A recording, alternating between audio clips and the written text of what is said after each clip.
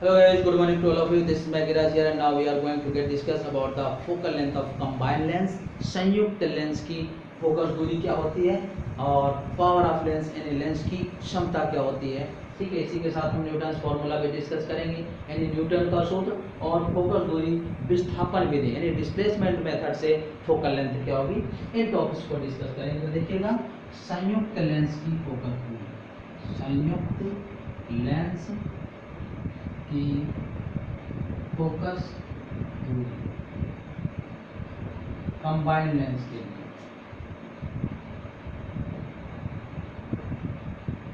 देखिएगा, combined lens जब करेंगे तो इस तरीके से बनेंगे। ये है इस तरीके से, ये है दो लेंस हमने कंबाइन कर दिए। तो इसमें ये कोई बस्ट ऑब्जेक्ट है जिसकी इमेज फर्स्ट चलते इसके लिए आई बनेगी। ये अगर u है तो ये v हो जाएगी, v डैश।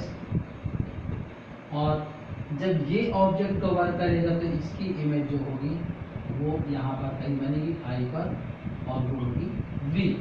तो पहले लेंस की फोकल लेंथ मान लीजिए f1 है, दूसरे की हमने f2 मान लिया। तो 1/f इफेक्टिव जो होगी equal to 1/f1 plus 1/f2 हो जाएगा। इस तरीके से जितने भी लेंस संयुक्त करेंगे इसी क्रम में इनकी फोकस दूरी जुड़ती हुई चली जाएगी। तो चलिए इसी के साथ हम डिस्कस करेंगे कि लेंस की क्षमता क्या होती है। पावर ऑफ लेंस, लेंस की क्षमता। तो फोकस दूरी के व्युत्क्रम मान को लेंस की क्षमता कहते हैं, यानी P इक्वल टू 1/f और ये मीटर में होती है। ध्यान रखिएगा, इसको आप कैसे लिख सकते हैं, मीटर।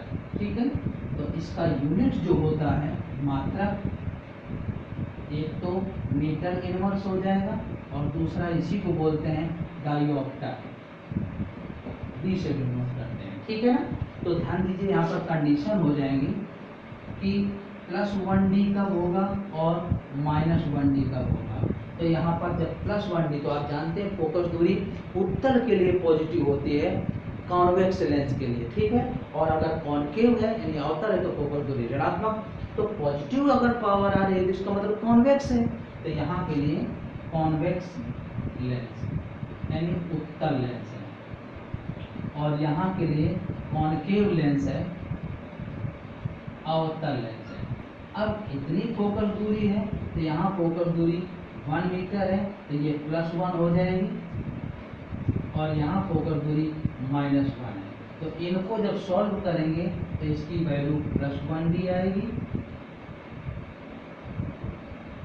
और इसकी वैल्यू -1D आएगी। ठीक है ना, तो एक ऐसा उत्तल लेंस जिसकी फोकस दूरी 1 मीटर हो, उस लेंस की क्षमता 1 डायोप्टर होगी प्लस में।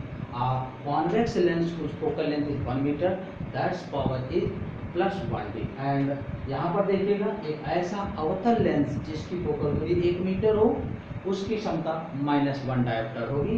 यानी concave lens whose focal length is 1 metre, that's power is -1 dioptre. Okay, तो इस तरीके से हम +1D -1D निकाल दें। अगर संयुक्त लेंस की हम क्षमता निकाल लें,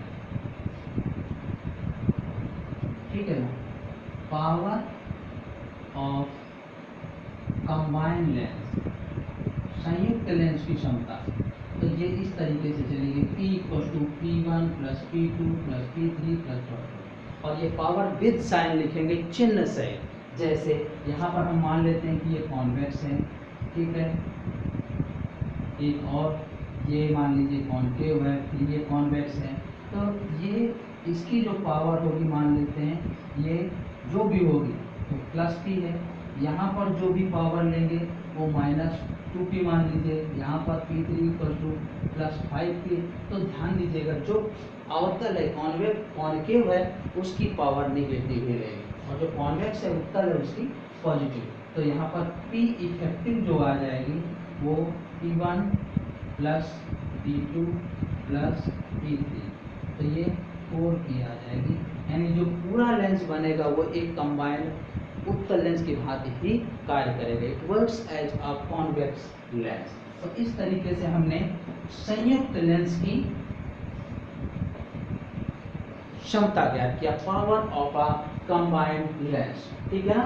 अब देखिएगा इसी क्रम में हम देखेंगे कि न्यूटन का फॉर्मूला क्या था, न्यूटन का सूत्र, न्यूटन फॉर्मूला था। तो देखिएगा ये आप जानते हैं कि ये F, ये 2F है, ये F2, ये 2F2 है। तो ऐसे अगर कोई ऑब्जेक्ट रखा है तो आपको पता है कि 2F की इमेज जो होती है वो इसी पर बनती है, ठीक है ना, इस तरीके से ये इमेज है। तो ये लेंथ है इसकी x1 और ये है f1, इसी तरीके से ये है f2 और ये है x2।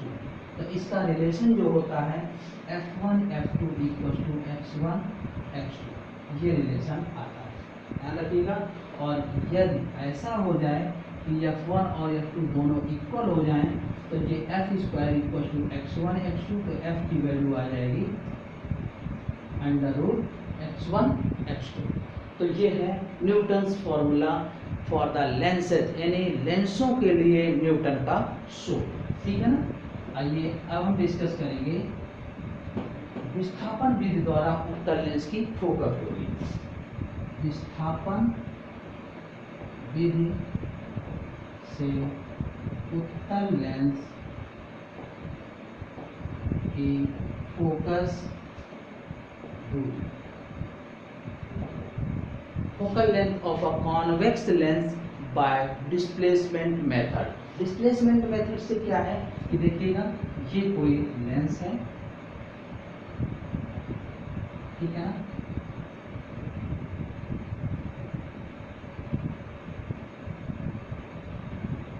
इस तरीके से इसकी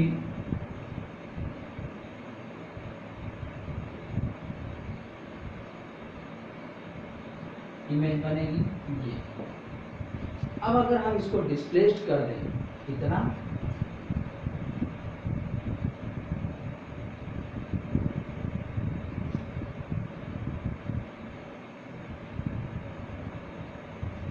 x डिस्प्लेस्ड कर देंगे तो देखिएगा क्या होगा।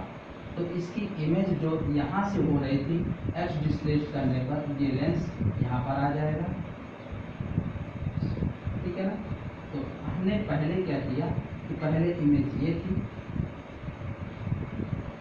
यहाँ पर f1 था और ये 2f1 था, तो ऐसे, और ये इमेज थी।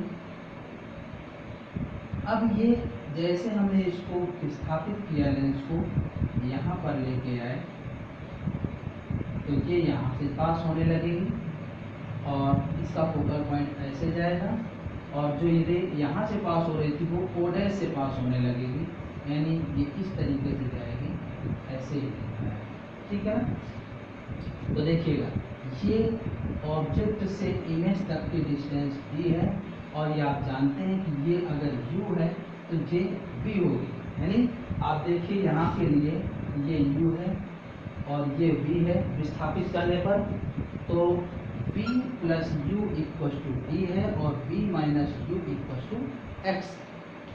जब इसको सॉल्व कर देंगे तो इसकी फोकस दूरी आ जाएगी f equal to D square minus X square upon 4d।